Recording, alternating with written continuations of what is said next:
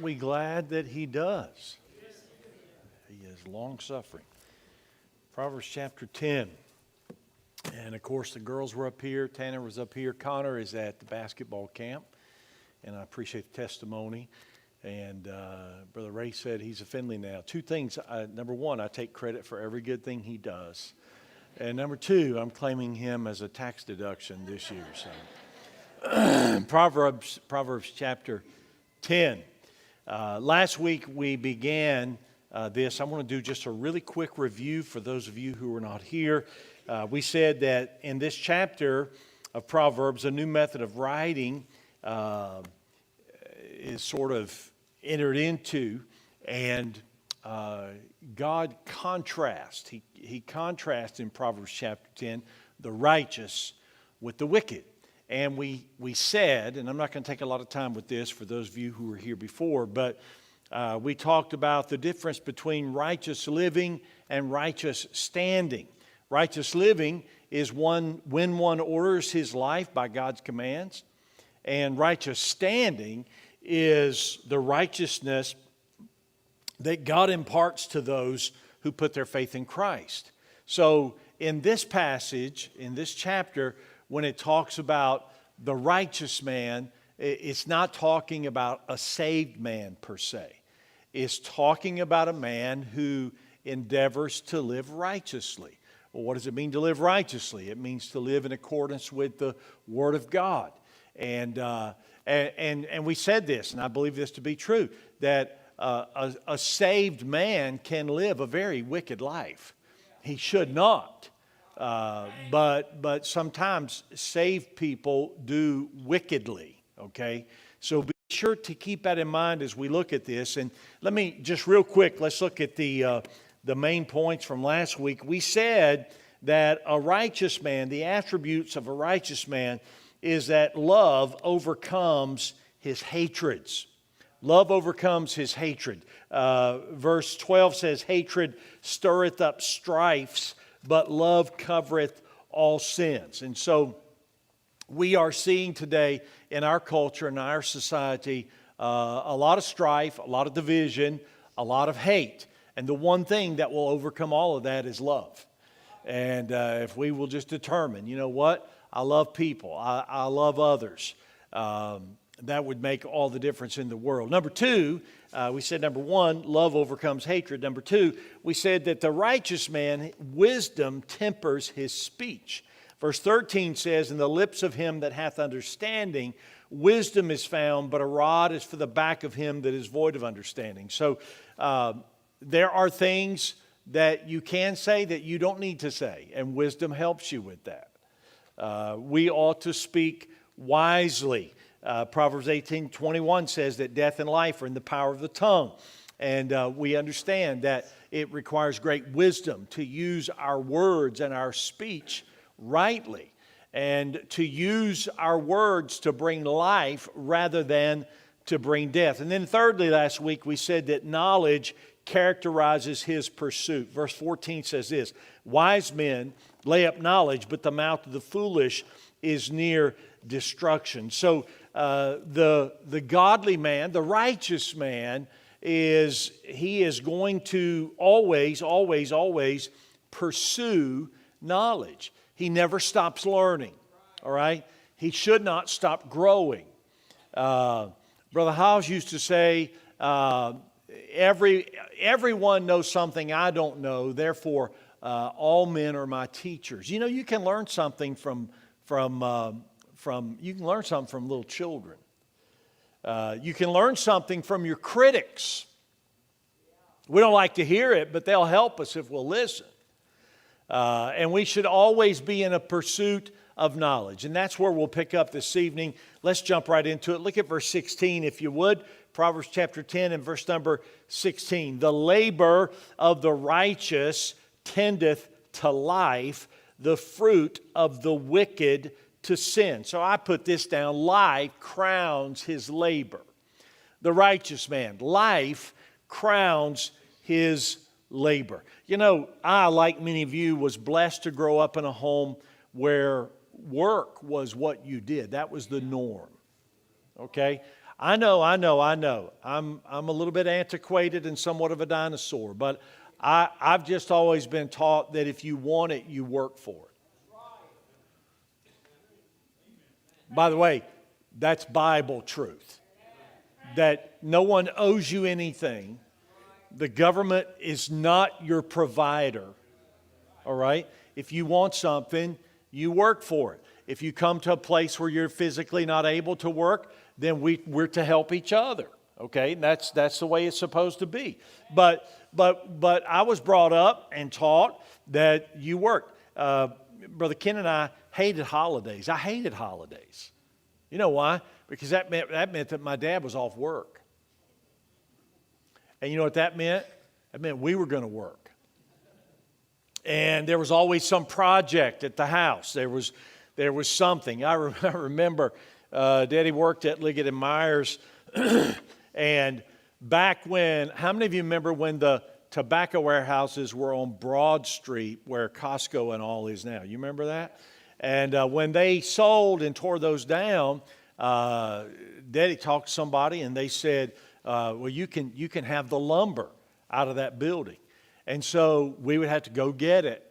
And we bring it home, but it was full of nails. And so I can't even tell you how many hours my brother and I spent pulling nails out of that lumber. If you've been to my mom's house, all that garage down there, that was built from the wood from the tobacco warehouses on Broad Street way back in the 70s. That was the kind of stuff that we did all the time. But can I say this? That translated well for me as I grew older. Do you know what? I just kind of developed the expectation that if I wanted something, I had to work to get it. And so when I went to college and had to pay my own college bill for the most part, that wasn't foreign. That wasn't foreign to me. I worked my way through college, worked 40, 50 hours a week. I'm talking about on the job. I worked a full-time job and much of the time worked overtime, all weekend in ministry and 16 to 18 hours of class every semester for 5 years. Yes, you read that right. I crammed 4 years of college into 5. It took me some work, but I was able to pull it off. And but you know what? Hey, I wasn't shocked by any of that. You know why? Because that's how I was brought up. I'm sorry, and I'm not against them. I'm sorry, but we didn't have GoFundMes. If a need arose in your life, that meant you just had to work harder. That's just how it was. Maybe if something happened, you had some need, someone might find out about it. They might help you out a little bit. But if some major need came up in your life, you know what? Hey, man, I need to get another job. I need to work overtime. I need to put in some more hours. I need to find some other way. And that helped me as I was growing up. The contrast here is not between someone who works and someone who is lazy. And I want you to see this. I think it's critical. It's not. It's in this verse, God is not contrasting a sluggard with a diligent man. He's not. I want you to notice that the contrast is between someone whose work results in life and someone whose work results in sin. Look at the verse again, verse 16. The labor of the righteous tendeth to life, the fruit of the wicked to sin. All right, so for the sake of helping you to try to grasp this truth, let's picture two people, and both of them work 40 hours a week. They work hard. Both of them have jobs. Both of them labor and sweat and toil, and they both earn a paycheck.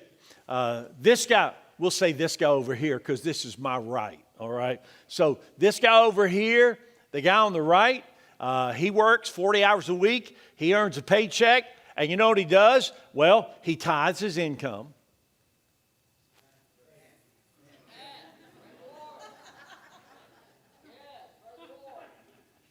By the way, that's the first thing that he does. That's the first thing he does. He tithes his income. Why? Because the Lord gets the first fruit. The first fruit of your increase. So I don't have any increase. You're off the hook. But if you got increase, God said, we don't talk a lot about that. God's good to meet our needs, but I didn't throw this in here because the church needs money. I throw this in here because you need blessing.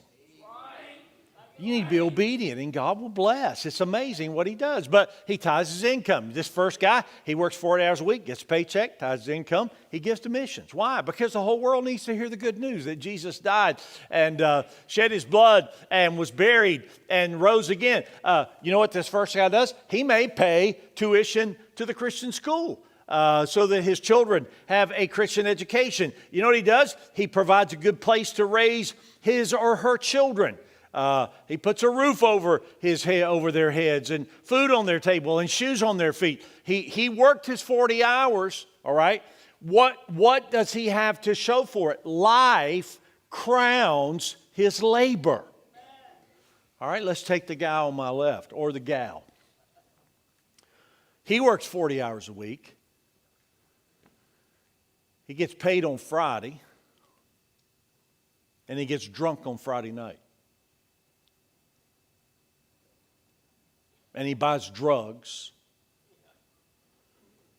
Wait a minute, he's not lazy. He's not lazy. This guy's not lazy. This guy's labor results in life.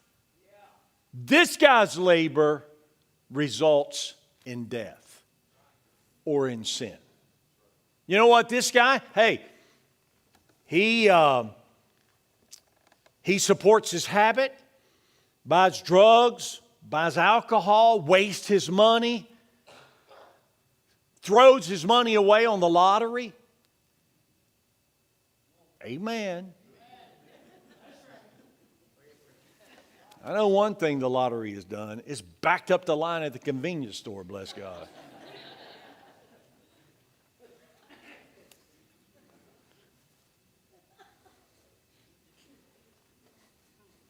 Oh, I know. It's all about education. I know. I get it. Do you understand what I'm saying? The righteous man, his labor results in life. The wicked man, his labor results in death. By the way, if it's not eternal, then it's going to be dead. Right? If it's not eternal, if it's temporal, it's temporary, it's not always going to be. That's why the Bible talks about laying up for yourselves treasures in heaven. Moth and rust don't corrupt there. Thieves don't break through and steal. There's life after life. There's life after death. And so in this contrast of the righteous man and the wicked man, we find that life crowns the righteous man. It crowns his labor. Number two tonight, number 5 for the study. Correction governs his life. We're talking about the righteous man. Correction governs his life. Look at verse 17. Verse 17 says this: He is in the way of life that keepeth instruction, but he that refuseth reproof erreth.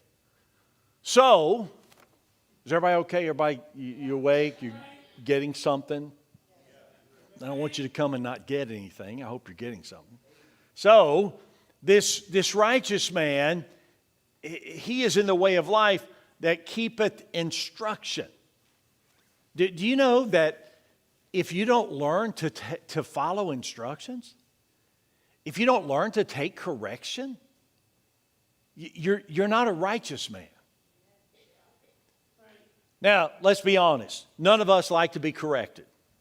None of us. No one in this room likes to be corrected. Why? Because we're sinful people. That's why. We're full of ourselves and we're full of pride, and we don't want anybody telling us what to do. To be really honest with you, that's why some people will be quick to choose a church other than a church that preaches God's word as final authority and preaches the word of God as is written, as God intended it to be, and tells us, hey, you line up beside Jesus and you're not right with God. You fall short. This book right here is James said, it's like a glass. It's like a mirror. It reveals.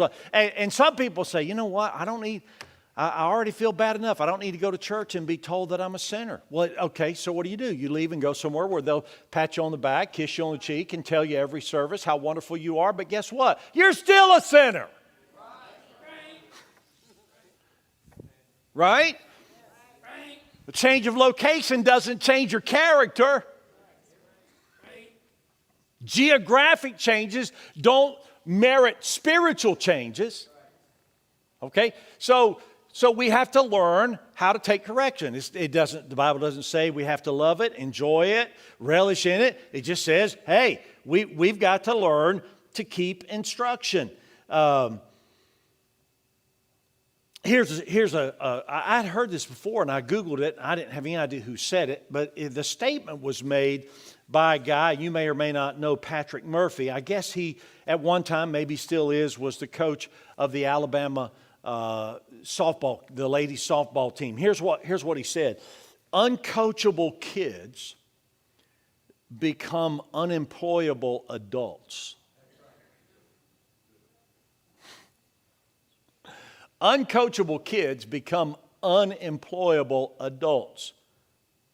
So Murphy goes on to say, let your kids get used to someone being tough on them. It's life. Get over it. That's a great statement. Uncoachable kids. What is an uncoachable kid? It's a kid who can't take correction. It's a kid who can't take it if a coach is aggressive, if he's too hard on him. I know. We live in a different day. I know. You remember what we call the greatest generation? You remember those guys who lied about their age so that they could get into the military to defend our country? You remember those stories, right? Let me ask you a question.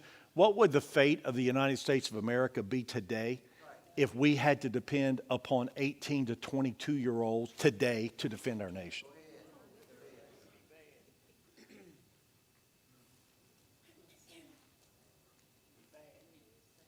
It would not be good.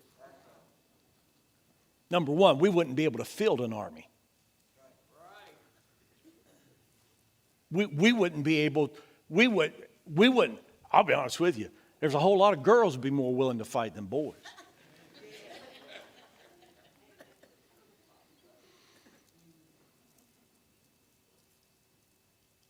You know, I'm going to tell you why. You ain't got to like it, but I'm going to tell you why. Because we have pampered and sheltered and protected. And you're not going to talk to my kid that way. And my kid, he paid his money, so he ought to get to play too. And you embarrassed my daughter. You embarrassed my son. Do you understand? Am I the only one who sees this? Do you understand that our whole culture today we forego correction? You know why? We don't want to offend anyone. You can't tell someone they do something wrong because you'll bruise them.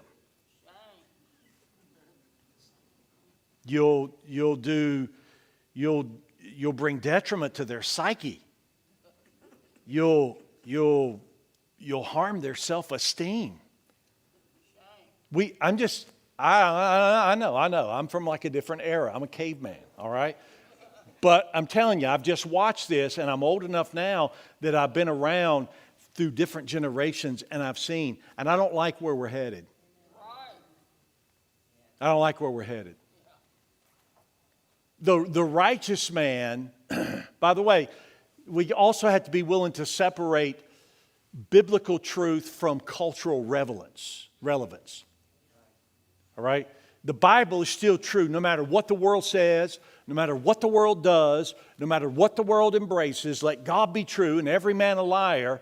And the Bible still says, if you don't learn to take correction, you're not a righteous man. I've said this, I'm going to say it again. And I know all the media and everything that we're being fed. And I'm sure there have been police officers who've pulled the trigger when they shouldn't have. No doubt in my mind that that has happened in a country as big as America. Okay? And you may know one I don't know, but when traffic stops and stuff like that, I've never seen a man, be he Hispanic, white, or African American, get shot because he obeyed the officer. I never have. You know, it's not like cops are just saying, well, let's just shoot him. No, in every single case, and they're far too prevalent, and they're being magnified by the media, okay? But in every single case that I know of, and I may be ignorant, but in every single case that I know of, there is a subject who has not followed orders. Whether it's get out of the car, put your hands behind your back, put your hands on the hood, stop the car, turn the car off, get in the car, get under the car. Every single time, every case that I know of, it's been because somebody did not do what they were told. Every single case. Uncoachable kids become unemployable adults. We all get this, right? Most of us are grown-ups. The kids are in the back. Okay? The rest of your life, somebody's going to tell you what to do.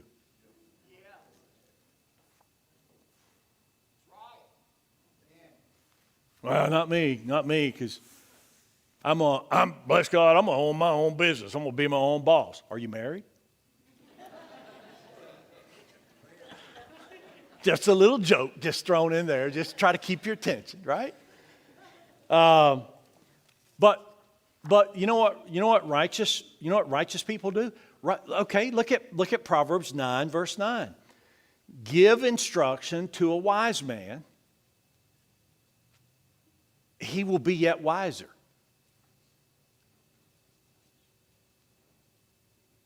Teach a just man, he will increase in learning.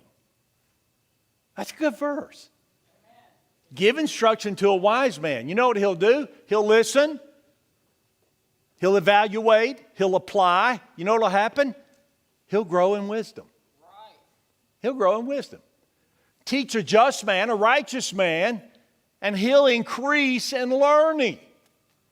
It's a lifelong process, and we are going to be involved in it. The righteous man is going to be that man that receives correction, accepts rebuke, and learns from his mistake. And the ungodly man is the one who's going to bristle and rebel and resist and flee. You know what? I ain't got to hear this. I ain't got to listen to this. So they go somewhere else, so that someone else can tell them what to do. Right? That was, Michael, I'm glad you're here. When are you leaving? Sunday. Michael serves our country in the Army, right? And we appreciate it. Michael told me when he was a teenager, he said, I'm sick and tired of being in this school, them telling me, my mom and dad telling me what to do. I'm going to show everybody. I'm going to join the Army. No, he didn't say that.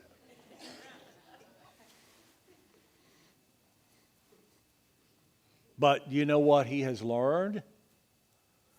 You have to take correction. Authority's not always right, but authority's always authority. Okay? They're not always right. But see, my responsibility is not to determine right from wrong. And I'm not talking about if authority tells you to go out and kill somebody. Don't be silly. All right? But when I was a kid at my house, my responsibility was to obey my parents. And if they led me wrongly, that's on them. When my kids came along, their responsibility was to obey my wife and I.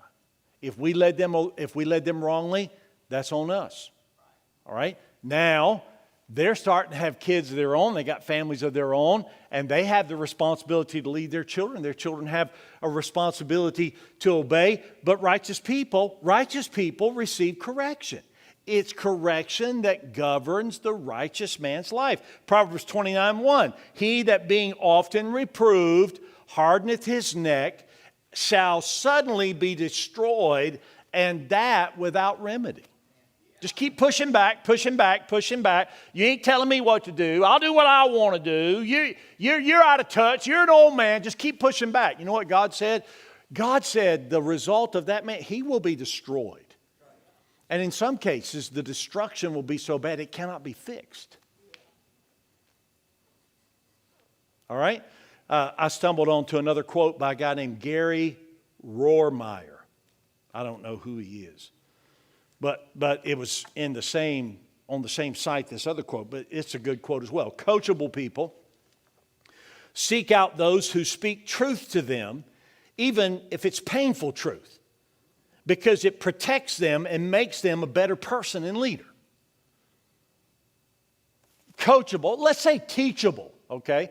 Teachable people seek out those who speak truth to them, even if it hurts. You know why? Because it makes you a better person and a better leader. Your friend is not the one who tells you what you want to hear. That's right. What's the Bible say? The kisses of a friend are deceitful. Look, if somebody cares enough about you to tell you that you have bad breath, they are your friend. Does it hurt? Of course it does. Of course it does. They come up to you and say, hello. And you don't just hear it, you feel it. I mean, it's like that. And you say, hey, brother, would you like a mint? Right? Would you like a mint?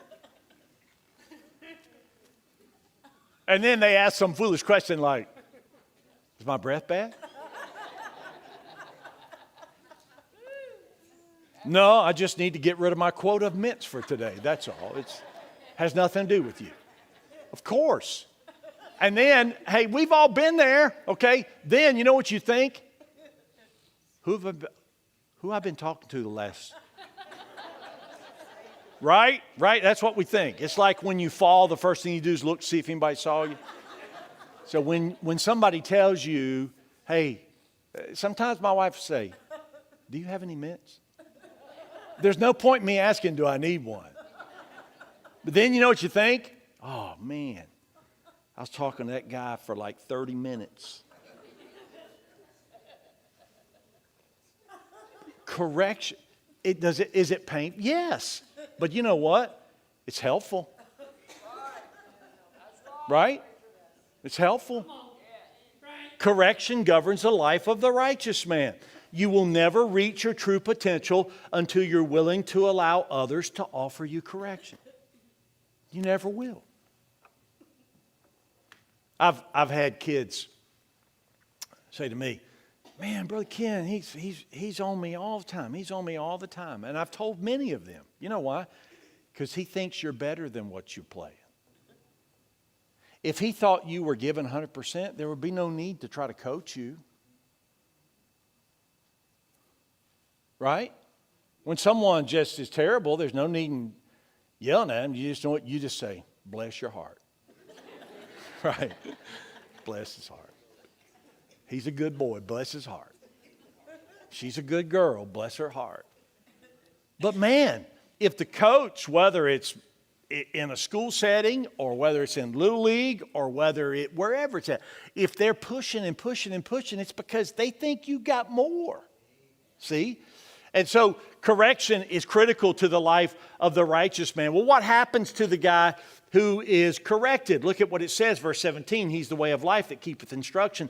But he that refuseth reproof erreth. Erreth. What does it mean to err? It means to wander, to go astray. It means to stagger. You know what God will do because he loves us so much? You know, she sang a while ago, he keeps restoring me. You know what he does? You know how one way he does that? He uses people. Yeah. And he puts people in your life. And if someone cares enough about you to come to you and say, hey man, I hadn't seen you in church lately. Don't bristle at that. Don't bristle at that. You know what God did? God put someone in your life to correct you, to keep you from wandering, keep you from going astray, to keep you from erring. So correction governs the life of the righteous man. Those people that God puts in your life, they may not always be gracious, and they may not always be kind, and they may not always be sweet, but God will use them to keep you from going astray. Thank God for it. I've told you this. I've told you this, but there's a guy, he may be watching tonight. He lives in Northwest Indiana. I worked for him for 3 years, I think, in college, 2 or 3 years. Man, he was so hard on me. I mean, bro, he would cuss. You ask. Brother Kim worked for him. I think Kevin Dale worked for him. He would cuss you out. One night, this was back, how many of you remember full service gas stations? Do you know that in Oregon, you cannot pump your own gas? At where Stuart Mason lives, you can't pump your own gas. Everything's full service. But around here, you can't find anybody to pump your gas. And it was Northwest Indiana. And it would be, you know, we got the little things with the windshield things on, you know, the things you wash the windshield. They're all frozen over. You couldn't get the stick out. I mean, it's all frozen over. And but my boss, he was a stickler. He was a stickler about full service. Everybody who comes in, you find out how much gas they want. You ask them if they want you to check their oil. I'm talking about it's 5 degrees outside. Do they want you to check their oil, or do they want their windshield washed? And one night, I think it was Brother Ken. I don't think it was me. I think it was Brother Ken. But the boss came in, and he was riding in the passenger seat of a car, and he had a newspaper up like he was reading it. Undercover boss. And, you know, I'm not kidding, man. It's like 5 degrees. They roll their window down this much. Fill it up. And it might have been me. I don't remember if it was Ken or myself. But whoever it was didn't ask about their windshield. Man, all of a sudden that newspaper, he balled that newspaper up. And he's cussing out that little crack in the window. Blankety blank, you don't.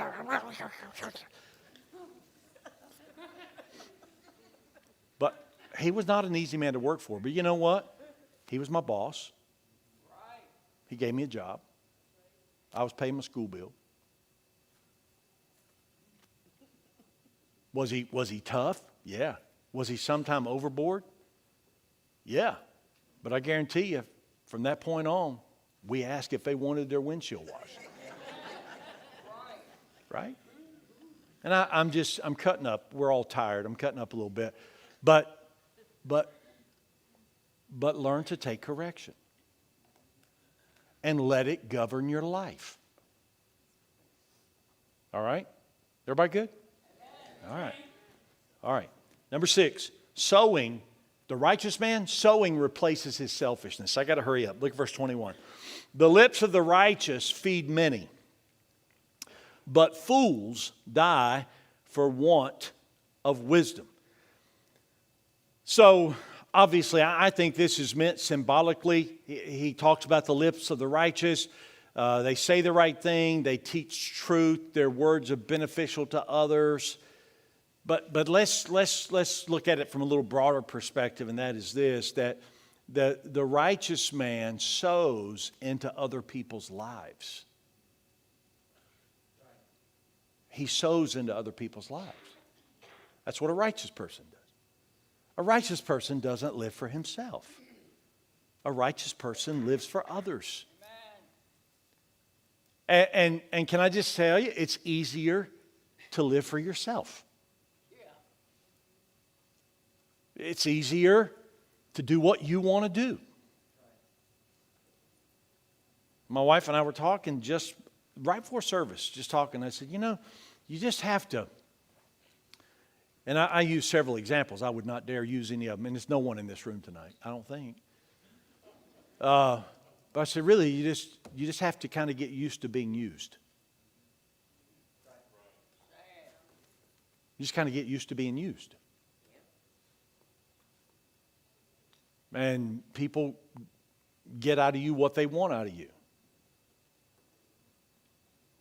I'm not talking about, don't feel sorry for me. God's been good to me. I'm talking about all of us. You just got to get used to being used. People will take everything they can. The average person will take all he can out of you, and when you can't give him anything else, he'll cut from you. He'll cut and run. All right? And so the impulse is, well, I don't want to put myself out there. I don't want to be taken advantage of. I don't want to be used. So we withdraw and we live for self. We read a verse in our devotions one day this week on the broadcast, but Romans 15:1 says, we then that are strong ought to bear the infirmities of the weak. And then he says, let me tell you how the only way to do this. You can't live to please yourself.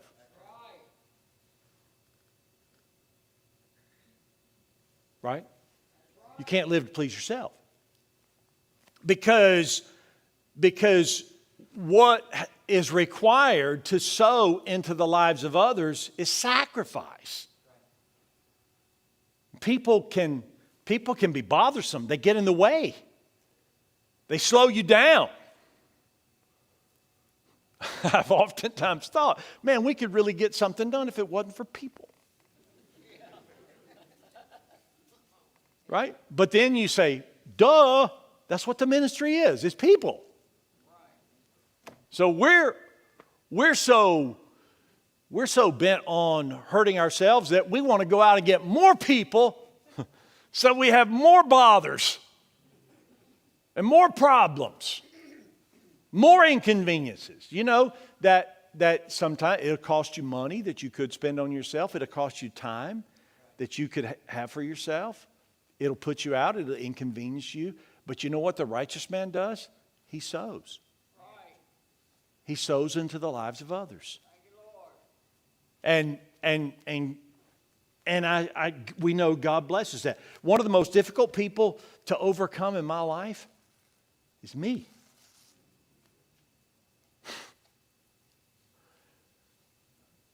Well, preacher, you got any enemies? Yeah. Yeah, I do. But number one enemy, I shave him every morning.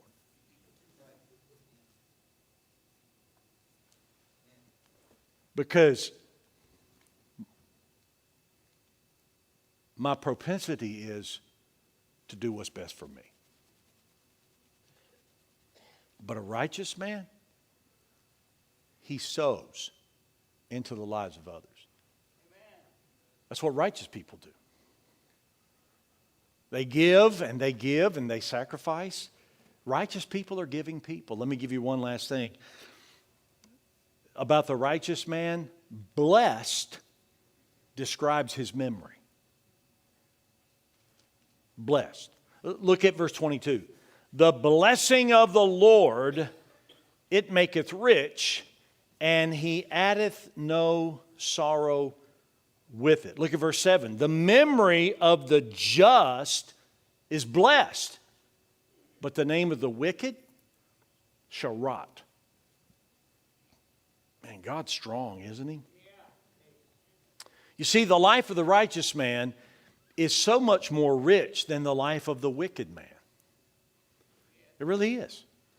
All of us know people who are just selfish and self-centered and self-promoting, and they live for themselves. Everybody here knows that, knows someone like that. Do you know who they are? Probably the most miserable person you know. Yeah. They're miserable.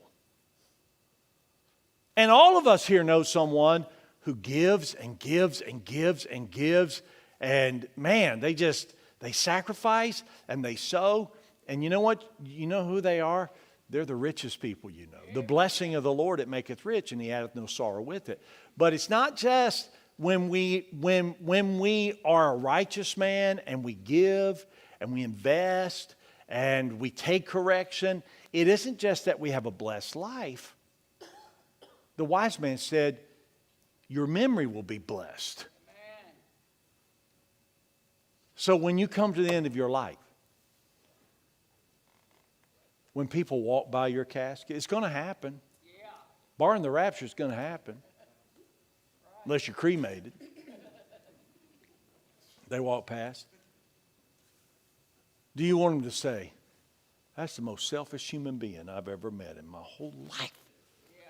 He's all about himself. Never helped anybody. Or do you want him to say, that's one of the finest men I've known. Man, he gave. He was humble. Do you understand that it's not just about, when you talk about being righteous, it's not just about how you live, but it's about how you die. Yeah.